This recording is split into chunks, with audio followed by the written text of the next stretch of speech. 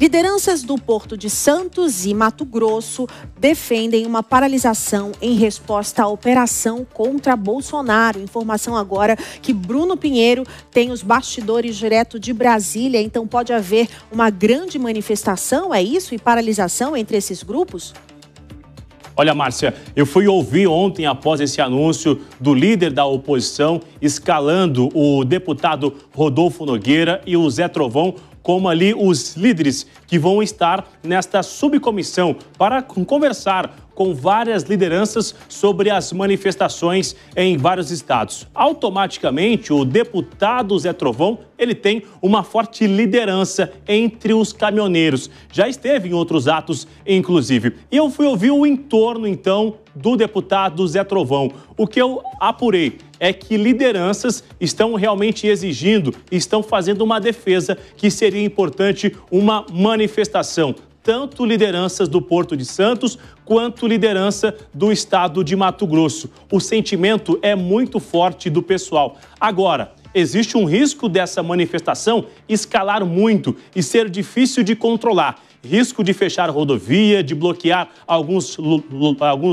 ambientes. E não é isso que o deputado Zé Trovão, não é isso que Rodolfo Nogueira, que a oposição está esperando. Eles querem uma manifestação, algo que seja de uma certa ordem, que tenha um compromisso. E não se fala em momento algum em fechar rodovias neste momento. Acontece que o seguinte, essa classe dos caminhoneiros alega ainda que está sofrendo e muito diante de uma recente decisão do Supremo Tribunal Federal sobre 11 horas de descanso. Esta decisão estaria, então, afetando diretamente a categoria sobre um descanso de 11 horas. E qual seria a ideia? Usar, então, esta ação do Supremo Tribunal Federal para fazer uma manifestação juntamente com essas ações contra o ex-presidente Jair Messias Bolsonaro. Até agora não existe nada certo. Eles estão conversando, de fato, com os parlamentares e ver o que deve acontecer. Só para a gente finalizar, então, essa história envolvendo ali as rodovias, estado de Mato Grosso, lideranças do Porto de Santos, tem inclusive representantes da categoria que também já estão falando sobre essa visibilidade, se é o momento ou não de realmente ocupar as ruas ou qualquer tipo de manifestação. Vamos ver. Nós precisamos ter muito cuidado e muita responsabilidade nesse momento.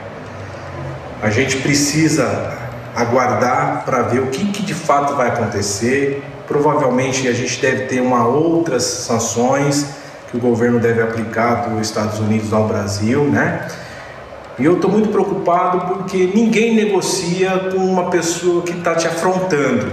Então essa é a minha preocupação na realidade referente ao Brasil, referente à nossa categoria, porque depende do agro e depende da indústria. A gente vai acompanhar de perto, mas até o presente momento não tem nenhuma paralisação envolvendo o segmento do transporte rodoviário de carga. É isso, essas reuniões estão acontecendo hoje, na parte da manhã, algumas conversas também foram realizadas, mas repito o que eu ouvi do deputado Zé Trovão. A ação será muito pontual, ou seja, algo muito bem amarrado para que não possa gerar nenhuma complicação. A gente vai ouvir, então, um pouco dos nossos comentaristas em relação a essa repercussão, falando sobre importantes lideranças do Porto de Santos, do estado de Mato Grosso, que tem uma cooperação muito grande no estado e na repercussão no segmento do agronegócio. Vou começar com a Luana Tavares, que está com a gente. Luana, qual é o seu entendimento? É a hora, de fato, de ocupar as ruas ou de chamar os motoristas, os caminhoneiros, ou haveria um certo erro se não amarrar muito bem essa manifestação e isso acabar sendo judicializado, chegando no Supremo Tribunal Federal novamente e gerar mais complicações? Luana?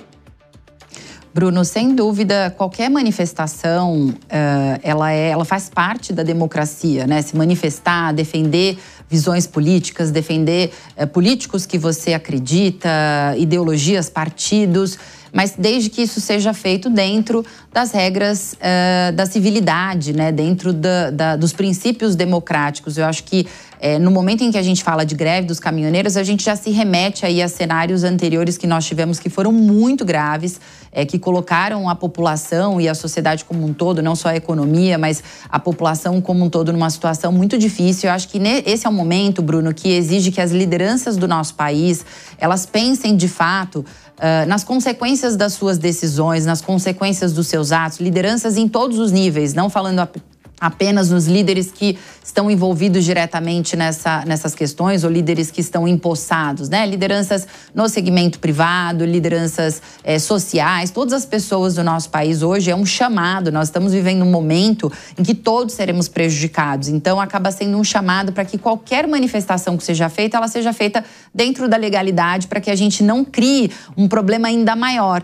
Acho que aqui o intuito e o objetivo final é que o país prospere. Então, o princípio da prosperidade, ele tem que estar em primeiro lugar. Será que a minha ação ela vai favorecer ou prejudicar? Então, dado a declaração que a gente ouviu aqui, tudo que tem sido falado nos bastidores, acho que só pedir a cautela e ter a cautela para fazer essa manifestação já é um sinal positivo. E da professora Priscila, que também continua com a gente aqui em tempo real na Jovem Pan. Quando Eduardo Bolsonaro, ele sai da Câmara dos Deputados, viaja aos Estados Unidos, a gente conseguia imaginar que ia ter uma escalada como essa, que haveria de fato uma sanção como essa e que o assunto seria esse, de até mesmo ter uma manifestação com os caminhoneiros, com ações da Polícia Federal? Tinha uma noção de que a influência de Eduardo Bolsonaro no governo americano era a este nível? Boa tarde, Bruno. Satisfação falar diretamente com você. Bruno, inicialmente a gente não tinha essa expansão do poderio ali envolvendo a família como um todo Bolsonaro. Aliás, que é importante a gente falar para a nossa audiência que há uma divisão até mesmo do impacto dessa influência.